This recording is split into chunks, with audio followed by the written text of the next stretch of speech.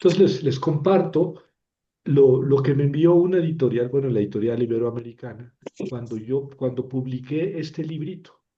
Mire, el Evangelio de Judas. Así que muy humildemente les comparto parte de este libro que escribí hace ya casi 20 años. Sí, creo que fue en el 2007, ahorita lo vemos. 2007, casi 20 años. Es cuando salió, bueno, en el 2005 creo salió el descubrimiento y se hizo mucha propaganda al Evangelio de Judas de una manera un tanto, si quieren, morbosa, ¿no? Este,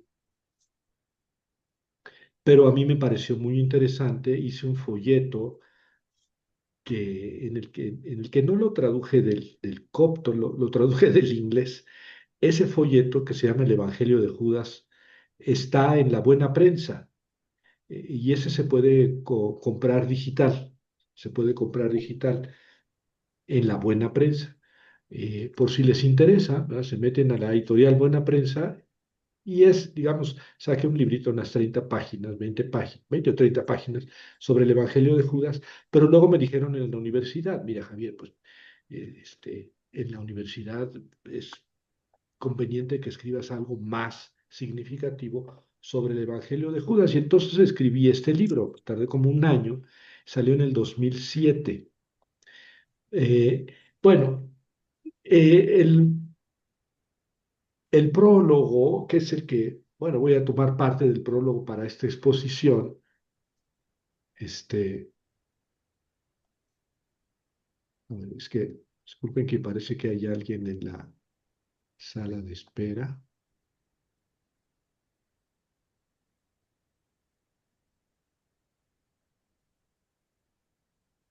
Bueno, este, voy a tomar parte de esta introducción, de esta índice para la exposición de ahora, ¿verdad? Que es desde luego muy breve.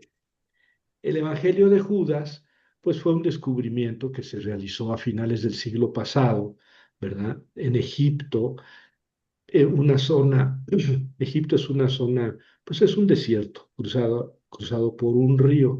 Entonces, eh, se han descubierto muchos textos en papiro que pueden subsistir gracias al ambiente, al clima totalmente seco, ¿verdad?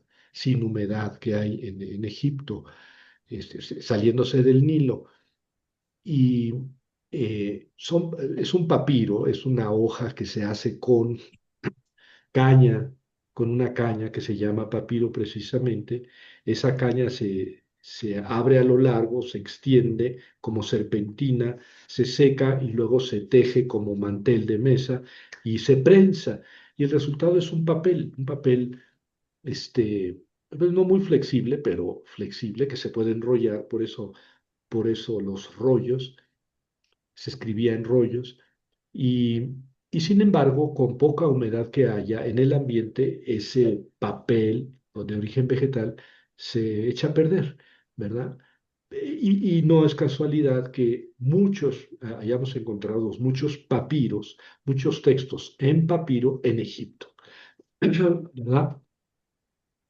Este, entonces, tuvo una, sí, Ross, Es que está diciendo a Betty que si la puedes aceptar, que no puede entrar a la conferencia. ya, ya la acepté. Gracias, Ross. Gracias y perdón. No, no es molestia. Bueno, este, el Evangelio de Judas no es parte de los textos gnósticos de Nag Hammadi. Habíamos descubierto unos textos, una buena biblioteca gnóstica en Nag Hammadi, así se llamaba, un lugar también cerca del río Nilo en el desierto, tiempo antes, ¿verdad? Pero ahí no está el Evangelio de Judas. No, de hecho, no sabíamos que existiera este Evangelio.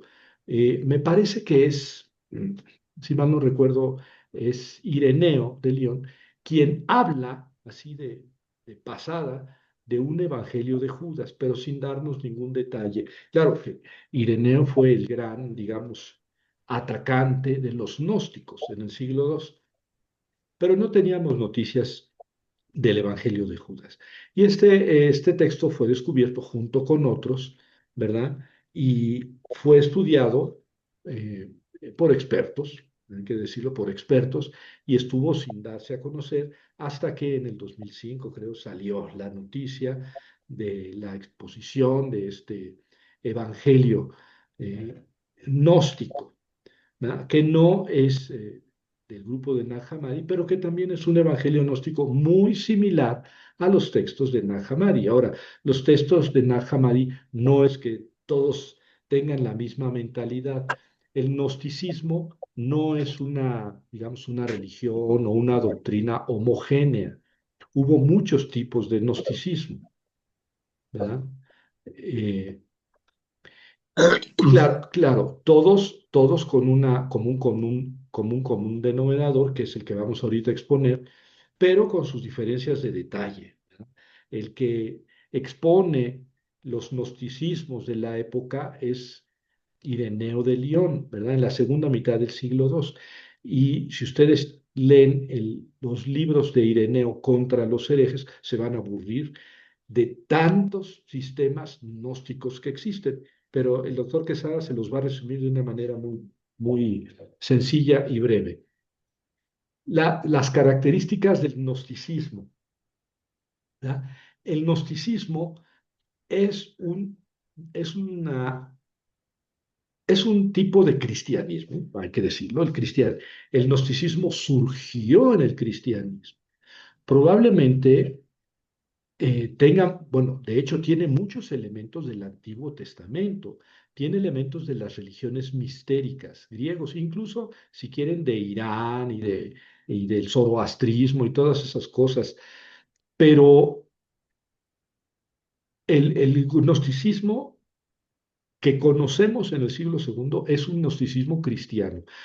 A lo mejor está mal dicho que sea un gnosticismo cristiano, es un gnosticismo que surgió dentro del cristianismo. Su principal característica es que es una soteriología, es decir, eh, una explicación de cómo nos podemos salvar. Ya está, ¿verdad? Pero está engarzado con una cosmología y ahorita lo explico. Los sistemas gnósticos en general, lo voy a explicar, eh, miren, ya se me ocurrió la idea, lo voy a explicar con un cuadro que tengo en este libro. eh, Ujú. en este libro. Aquí comparo eh, dos sistemas gnósticos, el del apócrifo de Juan, en el capítulo 8, y el sistema gnóstico, la cosmología gnóstica del Evangelio de Judas. Este es el Evangelio que estoy trabajando en este libro, pero el Evangelio apócrifo de Juan tiene una explicación mucho más completa. ¿Por qué? Porque el Evangelio de Judas, como les decía, era un libro de papiro, libro, porque estaba cosido en los lomos y está escrito por los dos lados. Y entonces se conservó los 1000 años, los 1800 años que este libro estuvo en el desierto, se conservó perfecto, bueno, perfecto, se conservó bien, ¿verdad? Pero salió como muchos textos y muchas eh, esculturas, estatuas, relieves egipcios, salió clandestinamente de Egipto y estuvo 15 años en una bodega en Nueva York. Nueva York.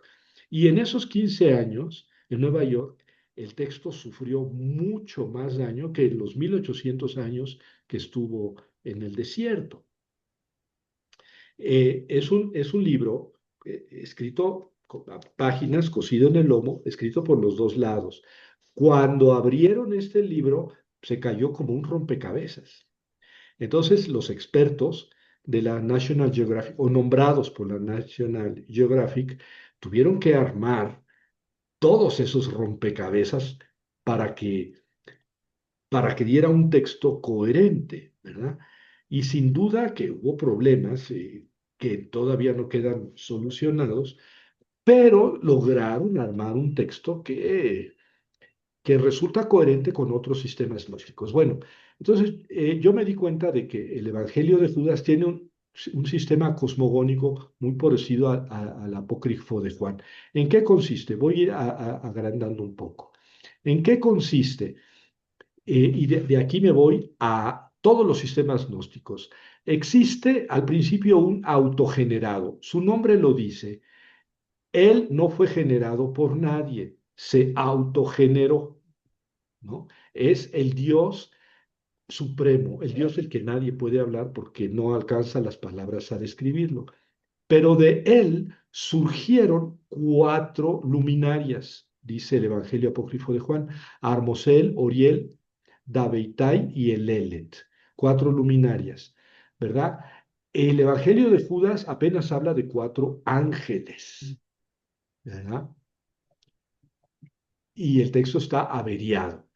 Pero luego de Armosel surgieron la gracia, la verdad, la forma, y de ellos surgieron 18 cielos. De Oriel, el pensamiento posterior, la percepción, la memoria, y de él y de ellos 18 cielos. De Dabeitai, la comprensión, el amor, la idea, y de ellos 18 cielos. De Elelet, la perfección, la paz, la sabiduría, y de ellos 18 cielos, ¿verdad? Y entonces aquí ya tenemos en total 72, ¿verdad?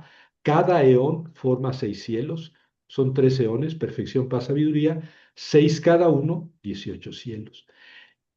Cada eón forma seis cielos, por eso se habla aquí de 18 cielos, ¿verdad? Y luego de los 18 cielos surgen 90 cielos, en total 360, 90 más 90 más 90 más 90, 360 cielos en total. Cada uno de los 72 cielos son 72, 18 más 18 más 18 más 18, cada uno de ellos forma cinco cielos y como resultado tenemos 360 cielos. Javier, ¿exactamente a qué corresponde eso? Pues vaya usted a saber, ¿verdad? El Evangelio de Judas habla de 360 cielos, ¿verdad? En la página 49. Luego, dice que la sabiduría suscitó a Yaldabaoth. ¿Qué es la sabiduría? Es uno de los eones, ¿verdad? Surgió de Lelet y ella creó a Yaldabaoth, ¿verdad? Suscitó a Yaldabaoth y Yaldabaoth creó 12 arcontes. Aquí están los 12 arcontes creados por Yaldabaoth. ¿Quién es Yaldabaoth? ¿Quién es Yaldabaoth? Pues es un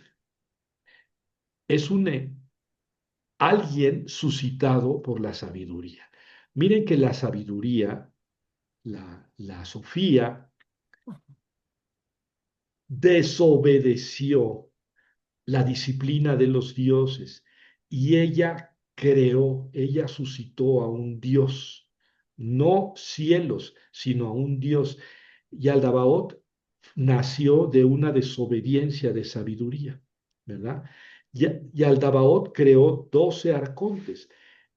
Entonces aquí se rompió, digamos, la divinidad, la disciplina de la divinidad. Sabiduría hizo mal en engendrar ella a Yaldabaoth, pero Yaldabaoth quiso generarse un cielo como el del autogenerado, ¿verdad? Y Yaldabaoth creó 12 arcontes.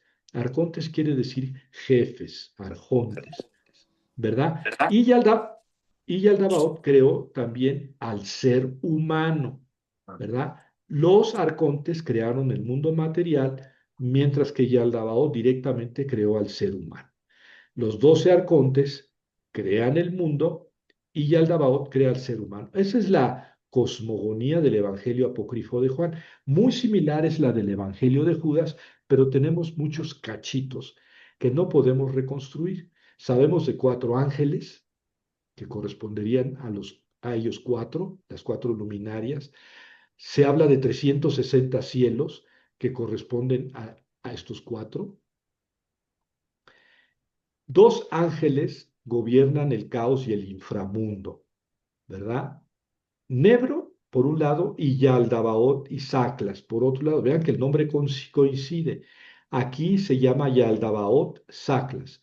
Y Yaldabaoth crea al ser humano, como en el de Apócrifo de Y yo Juan, no voy a cenar. ¿verdad? Y, Sí, me ayudas, ¿cómo no vas a cenar? y los dos ángeles que gobiernan el caos y el inframundo, Nebro crea seis ángeles, ¿verdad? Y Yaldabaoth Saclas crea al ser humano. Ya está.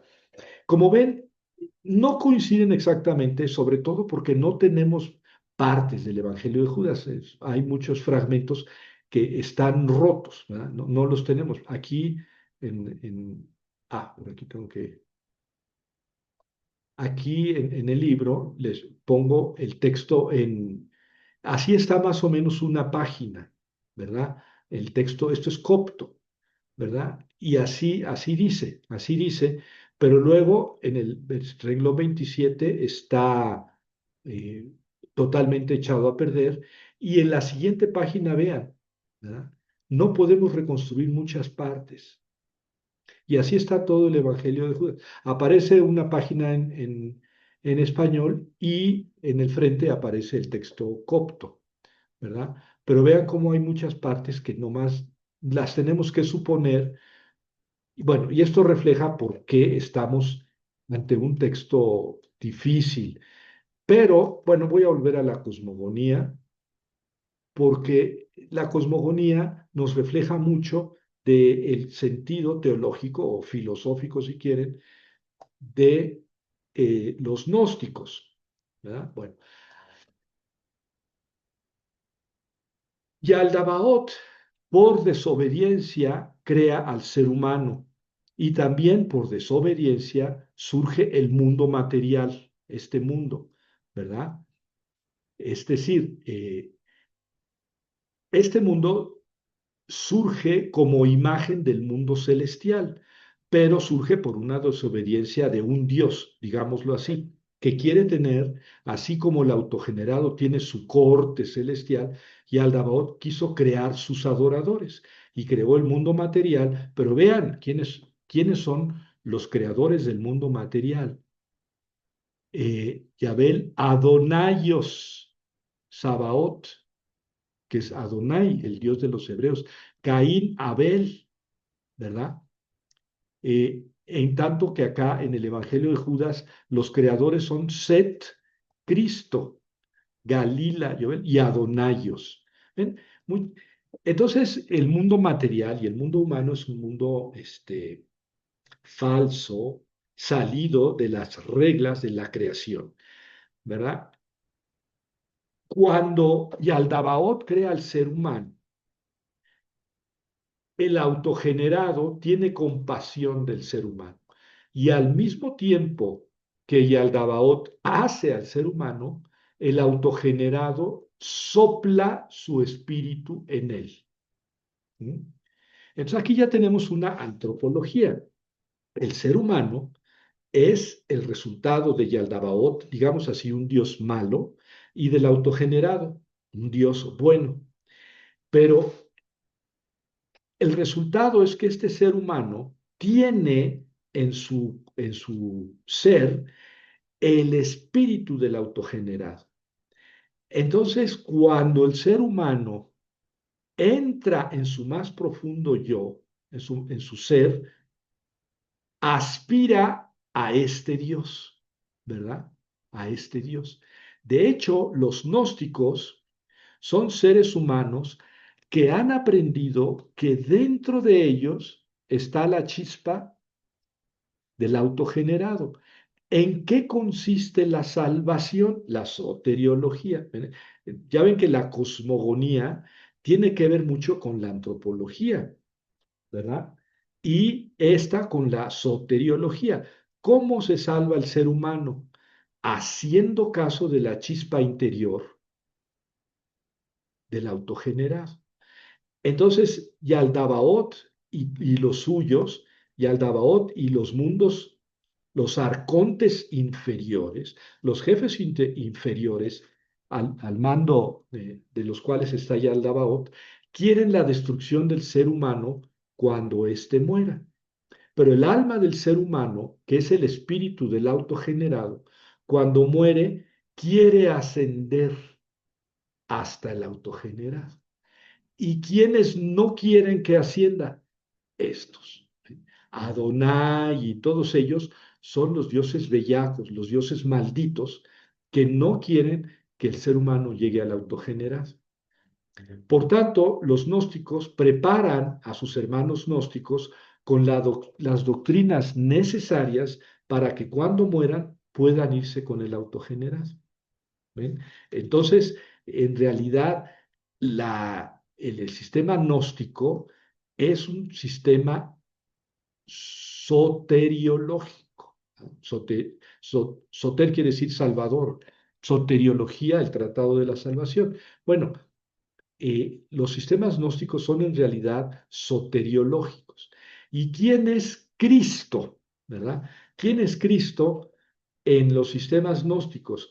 Cristo es ojo, Cristo no es el autogenerado, Cristo no es Dios. En este sentido, los gnósticos eran herejes, ¿verdad? Porque no aceptaban que Dios era Cristo. Es decir, Dios, el autogenerado, no podía entrar en contacto con el mundo material, ¿ven?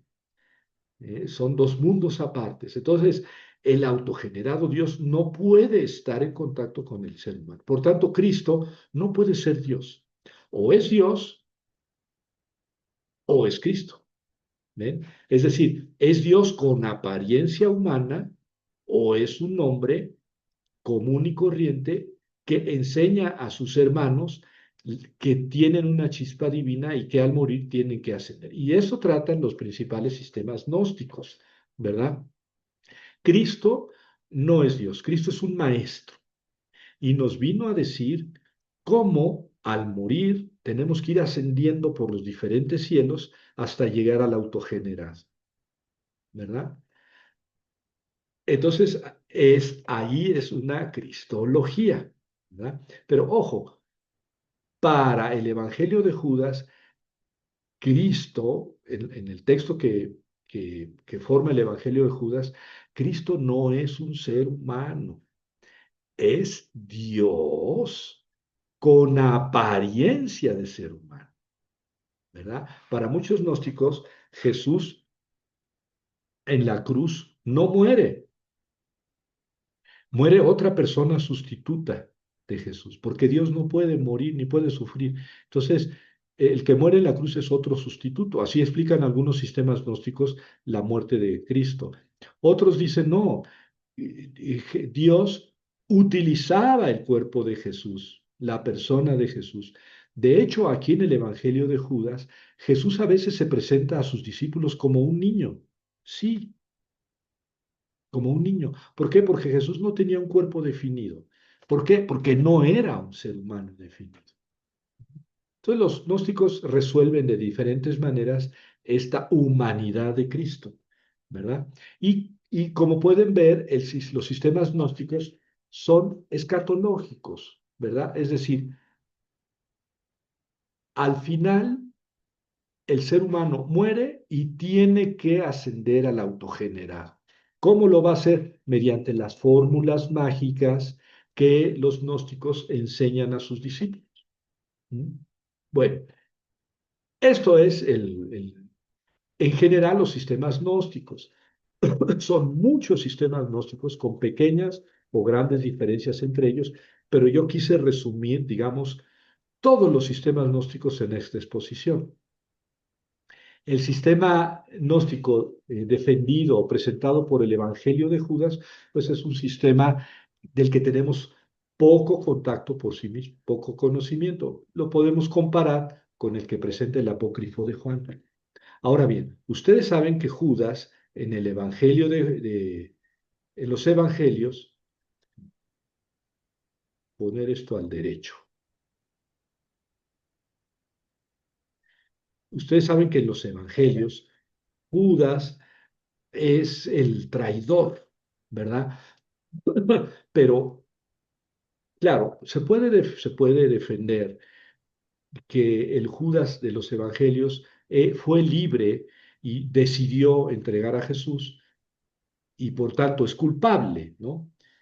Sí, se puede defender eso, pero también se puede defender la idea de que no fue libre. Si ustedes vieron The Last Temptation of Christ, la última tentación de Cristo, como muchas otras novelas y muchas otras obras de cine, dicen que Judas no fue libre a la hora de entregar a Jesús.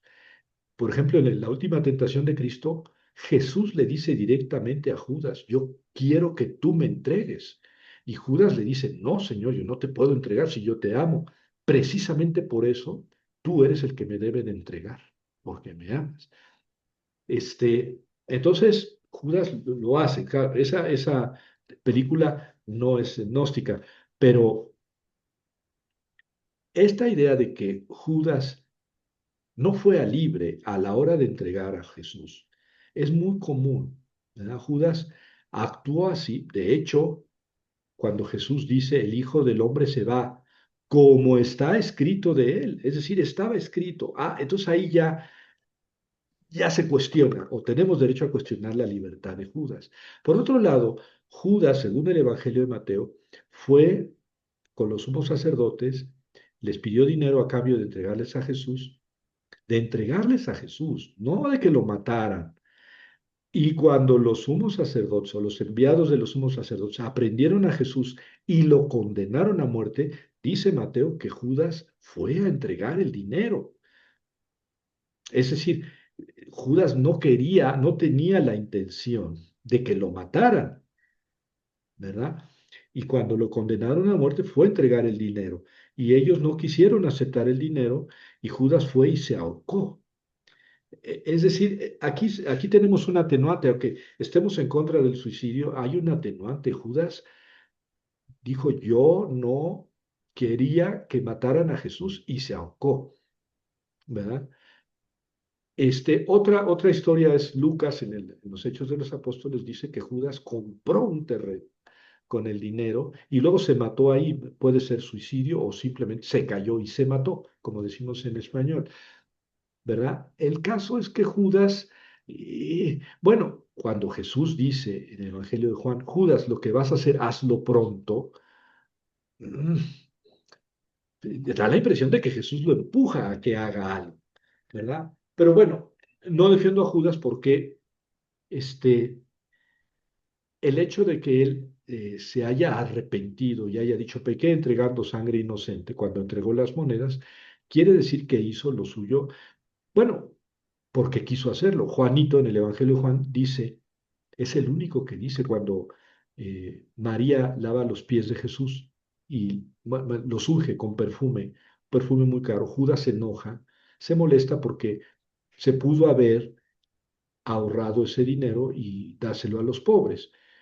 Pero dice Juan, es el único que dice esto, ¿eh?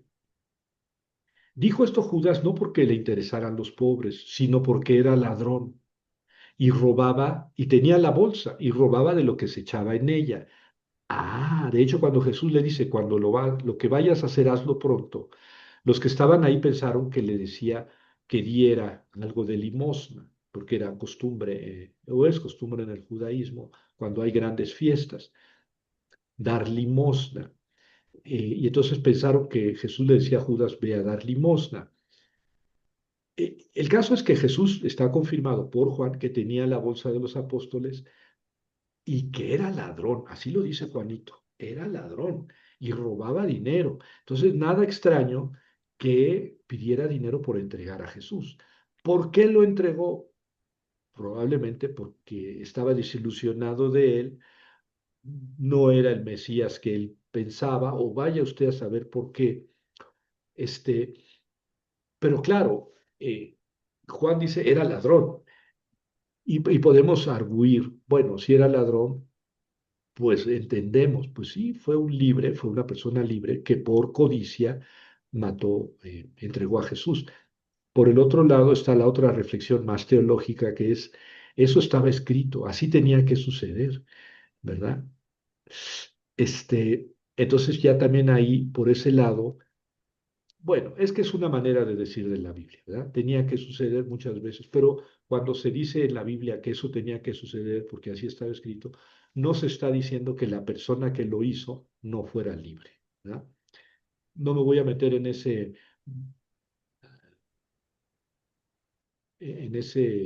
esa madeja porque no salimos, pero hay diferentes maneras de tomar aquí la acción de Judas. El caso es que Judas es un personaje muy discutido, muy discutido. Desde mi punto de vista, para resumir, Judas supo lo que hizo y lo hizo con libertad y por tanto es responsable de sus acciones. Pero este evangelio dice que Jesús le pidió a Judas que lo entregara. Eso es lo más importante de este evangelio. Bueno, no es lo más importante, es una de las cosas más importantes.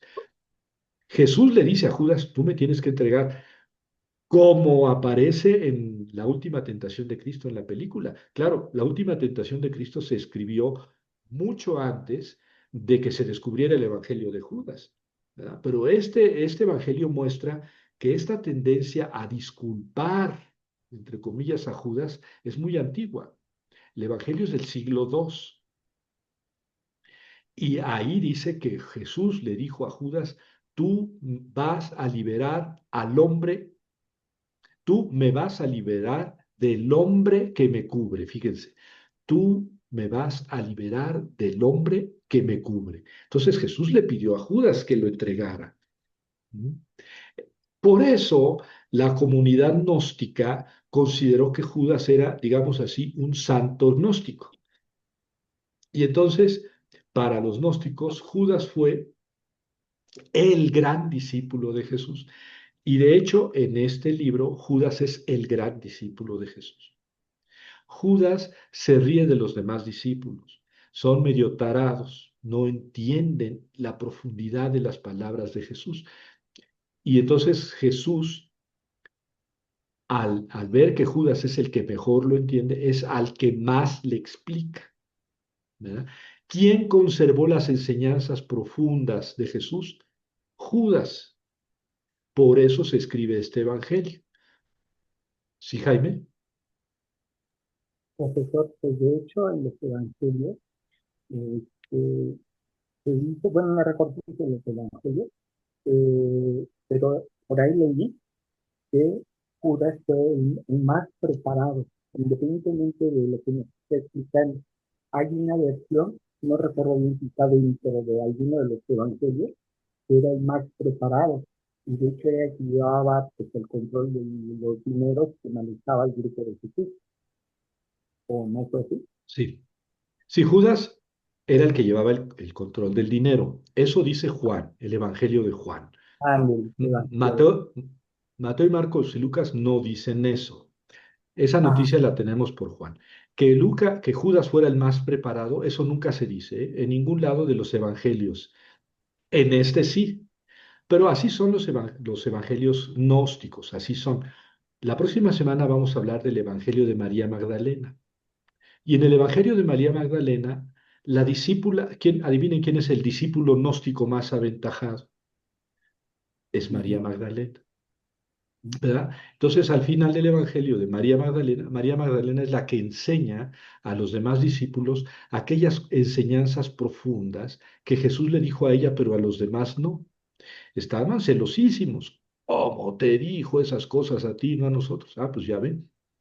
Pero en el Evangelio de Felipe, adivinen quién es el discípulo preferido y aventajado.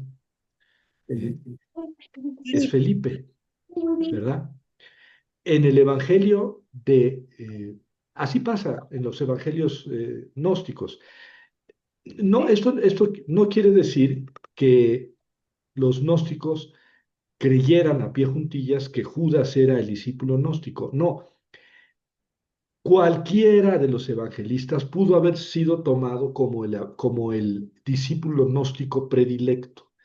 Lo importante es que hubo alguien que transmitió todas las enseñanzas secretas, misteriosas, incomprensibles de Jesús. En este evangelio hay un momento en que, aunque parezca raro, los discípulos están celebrando la Eucaristía. Fíjense, Esto no pudo haber sido porque la Eucaristía es algo que se celebró después de Cristo. Bueno, pero hay un momento en que los discípulos de Jesús están celebrando la Eucaristía y Jesús le dice a Judas, mira lo que están haciendo estos, es que no han entendido nada. ¿Eh? Es decir, fíjense la crítica aguda. Para los gnósticos, la Eucaristía no representa nada. Pobres tontos, déjalos que sigan celebrando su Eucaristía, ¿verdad? Que no los va a llevar a nada, pero bien, a ellos les hace bien, ellos lo consideran bueno, permíteselo, déjalos. ¿Qué es lo que salva al hombre? Nada de Eucaristías, nada de confesiones, nada de nada. Lo que salva al hombre es el conocimiento, por eso se llama gnosticismo. ¿Qué conocimiento? El conocimiento de cómo llegar después de muertos hasta el autogenerado, atravesando los demás arcontes y todo eso que se opone a los cristianos en los cielos. Son eones, son cielos que se oponen al ser humano y le van poniendo trampas para que no llegue con el autogenerado. ¿Ven? ¿Quién es el que puede llegar, el que puede atravesar los eones gnósticos, los eones de los arcontes? El discípulo gnóstico que se ha preparado en este mundo. Bueno, entonces este librito lo pueden comprar, no es cierto. No tengo ya ningún libro de esto, ningún ejemplar, ni siquiera uno para mí. Si a alguien le interesa, pues me escribe y con mucho gusto le mando este PDF, ¿verdad? A ver si. Bueno, ahora les quiero mostrar un poco cómo se está distribuido el libro, ¿verdad? El libro está en copto. El copto es el egipcio, pero ya con letras, ya no con jeroglíficos, ¿verdad? Bueno, los jeroglíficos se pusieron en letras en lo que se llama el demótico, ¿verdad? Pero después de la conquista de Alejandro se estableció el griego en Egipto y no es que la lengua egipcia haya cambiado al griego, no, simplemente cambió la forma de escribirse, ¿verdad? Y ya no se escribía como el demótico anterior y mucho menos como los jeroglíficos. Se escribía con letras básicamente griegas, ¿verdad? Básicamente griegas. Este es el copto, ¿verdad? Que ustedes pueden reconocer aquí letras griegas. Algunas letras no son griegas porque los coptos tienen más sonidos que el griego y por eso inventaron algunas letras que no están en el griego, pero básicamente si saben griego pueden leer. Por ejemplo, aquí dice Iudas, Ioudas, ¿ven? Y así está el texto y después en la parte de enfrente está el texto en español, ¿verdad? Que dice así, relato secreto de la revelación de Jesús, que Jesús contó en conversación a Judas Iscariote una semana, 3 días antes de celebrar la Pascua. Cuando Jesús apareció en la tierra, obró milagros y grandes maravillas para la salvación de la humanidad. Y como algunos caminaban por la senda de la justicia, mientras que otros caminaban en sus pecados, fueron convocados los 12 discípulos. Él comenzó a hablarles de los misterios del cosmos y de qué pasaría al final. A menudo no se aparecía a sus discípulos como él mismo, sino que lo llegaron a encontrar entre ellos en forma de niño. ¿Ven? Porque esto es para defender que que Dios no estaba encarnado en Jesús, ¿sí? Que Dios utilizaba diferentes cuerpos. Estando en Judea con sus discípulos, los encontró reunidos y sentados en observancia piadosa. Cuando se acercó, sus discípulos sentados y reunidos ofrecían acción de gracias sobre el pan, es la Eucaristía. Él, Jesús, sonrió. Sus discípulos le dijeron, Maestro, ¿por qué ríes de nuestra acción de gracias? Hicimos como es correcto. Esto no pudo haber sido en la época de Jesús de los Evangelios, porque la Eucaristía se celebró justamente después de la resurrección de Jesús. Pero así está aquí en este Evangelio. Él respondió, no me río de ustedes. Ustedes no están haciendo esto por su propia voluntad, sino porque a través de esto alabarán a su Dios. Ellos dijeron, Maestro, tú eres el Hijo de nuestro Dios. Jesús les dijo, ¿cómo me conocen? En verdad yo les digo, ninguna generación de la gente que está entre ustedes me conocerá. Es decir, me pueden conocer así por lo que ven, pero hay unas cosas profundas que ustedes no alcanzan a comprender. Cuando los discípulos escucharon eso, empezaron a molestarse, se enojaron y comenzaron a blasfemar contra él en sus corazones. Cuando Jesús observó su carencia de entendimiento, les dijo, ¿por qué esa agitación les causa enfado? Su Dios, que está en sus corazones, ha provocado su enojo en sus almas. Permitan a quien sea de ustedes que sea suficientemente fuerte entre los humanos, llevar a cabo al humano perfecto y permanecer ante mi rostro. Todos ellos dijeron, tenemos la fuerza, pero sus espíritus no se atrevieron a estar frente a él, excepto Judas, el Iscariote. Él fue capaz de permanecer frente a él, pero no pudo mirarlo de frente y volteó la cara. Le dijo Judas, sé quién eres tú y de dónde has venido. Tú eres del eón inmortal de Barbelo. No soy capaz de decir el nombre del que te ha enviado. Sabiendo Jesús que estaba contemplando algo elevado, le dijo, aléjate de los otros y te contaré los misterios del reino. ¿Ven? Ahí está la enseñanza esotérica, gnóstica. Aléjate de los otros y a ti te voy a enseñar los misterios del reino. Es posible que tú llegues a alcanzarlo, pero te sentirás muy afligido. Pero algún otro te reemplazará para que los 12 discípulos puedan volver a la plenitud para su Dios. Judas le dijo, ¿cuándo me contarás estas cosas? ¿Y cuándo el gran día de la luz amanecerá para la generación? Pero cuando dijo esto, Jesús lo dejó. La mañana siguiente, antes de que sucediera eso, Jesús se apareció a sus discípulos de nuevo. Ellos le dijeron, Maestro, ¿a dónde fuiste y qué hiciste? Cuando nos dejaste? Jesús les dijo, fui a otra gran generación. Le dijeron sus discípulos, Señor, ¿cuál es la gran generación que es superior a nosotros y más santa que nosotros? ¿Qué falta en este eón?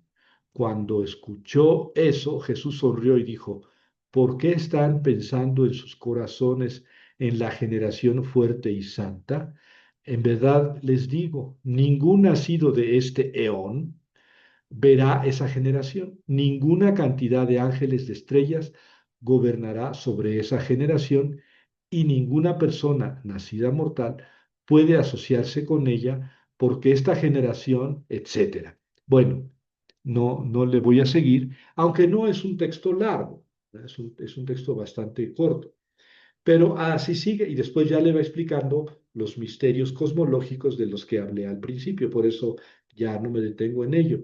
Pero ya en la parte final le dice Judas, tú vas a entregar al hombre que me cubre.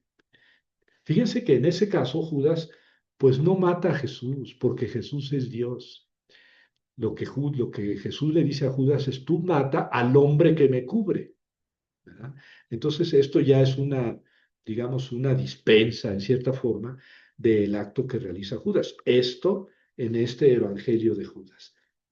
Bueno, hasta aquí mi exposición. Quisiera escuchar qué les parece, qué piensan.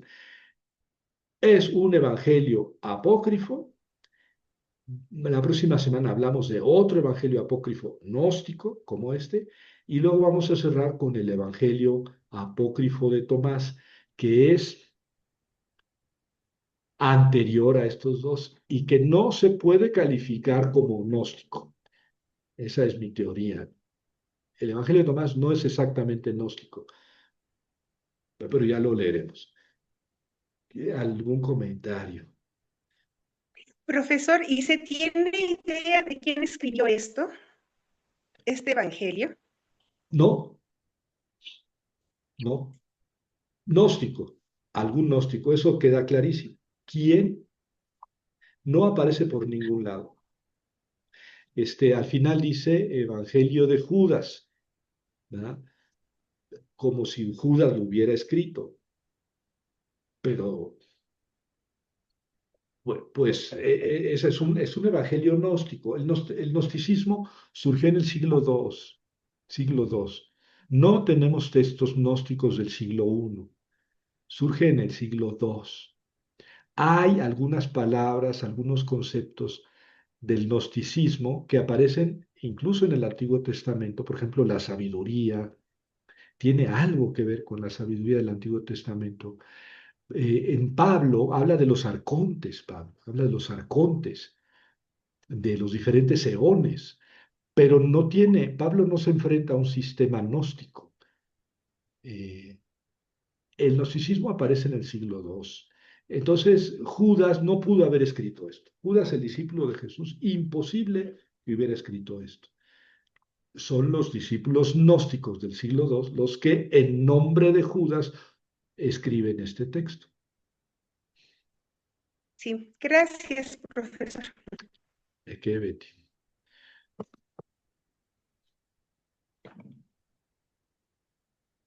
Sí, Felipe, por favor.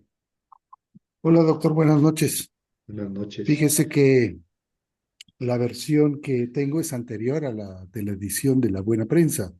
Es un folletito que anduvo circulando por ahí en la Universidad de Ibero. Sí, Y pues bueno, tengo que leer este otro que complementó. Pero sobre todo me llama mucho la atención al releer el folleto, la conclusión en las consideraciones, efectivamente, que habla usted de la última tentación de Cristo. Bueno, lo primero que me gustaría escuchar es si hay algún complemento en la edición posterior sobre las reflexiones que usted no, realiza sobre las consideraciones. no. Fíjate qué bueno que lo dices. Ese es un folletito que yo escribí, digamos, de bote pronto, ¿verdad? Salió el Evangelio de Judas y yo dije, tengo que escribir algo, son como unas 20 páginas, algo así, ¿no? Y ahí lo traduje del inglés, porque apareció publicado en inglés el texto.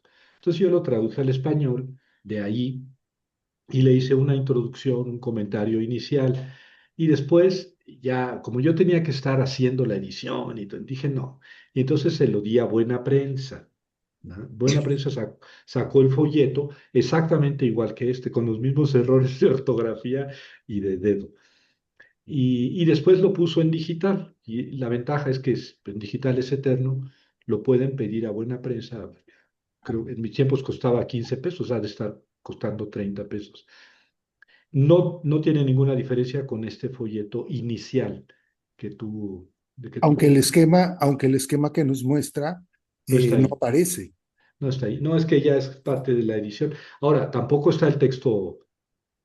En este no, libro lo no está traduje del tampoco el COP. texto copto, por ejemplo, No, ¿no? no, no, ni lo tenía yo. Ya después pude transcribir el texto copto y lo traduje del copto. En el libro está traducido en español, pero del copto, ¿verdad?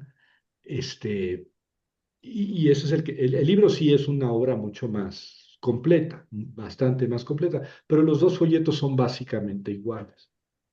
Y sí, sobre todo ahorita que nos compartía de los gnósticos de Nag Hammadi, en la parte introductoria, sobre todo el gnosticismo de Nag Hammadi, que aparece en su redacción del folleto inicial, menciona, por ejemplo, los textos de Antonio Piñeiro.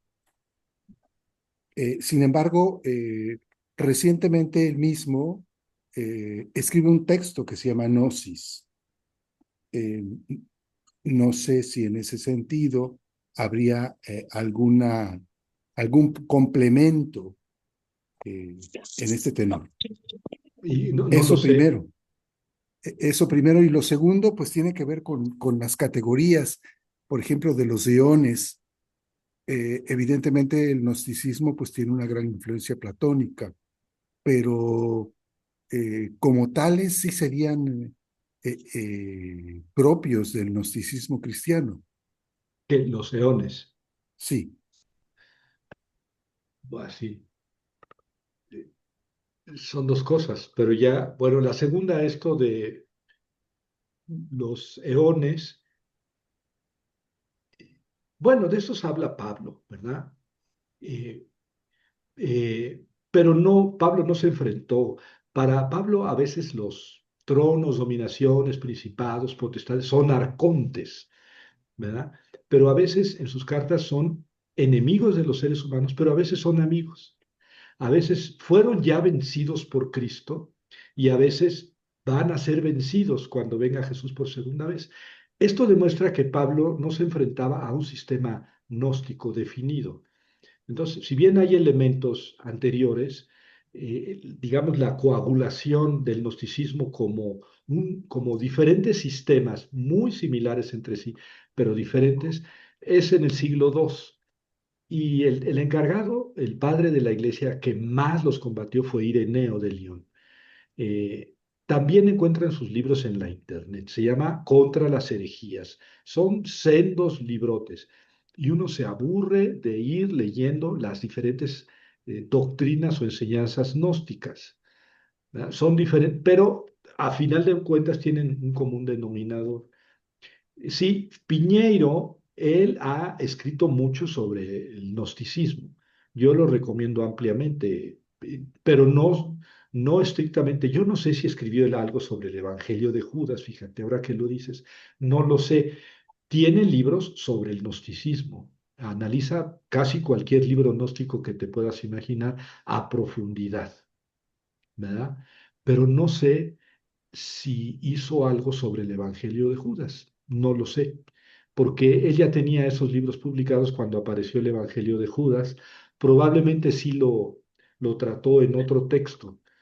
Si ustedes quieren leer el gnosticismo, léanse a Antonio Piñeiro. También encuentran sus libros en la internet.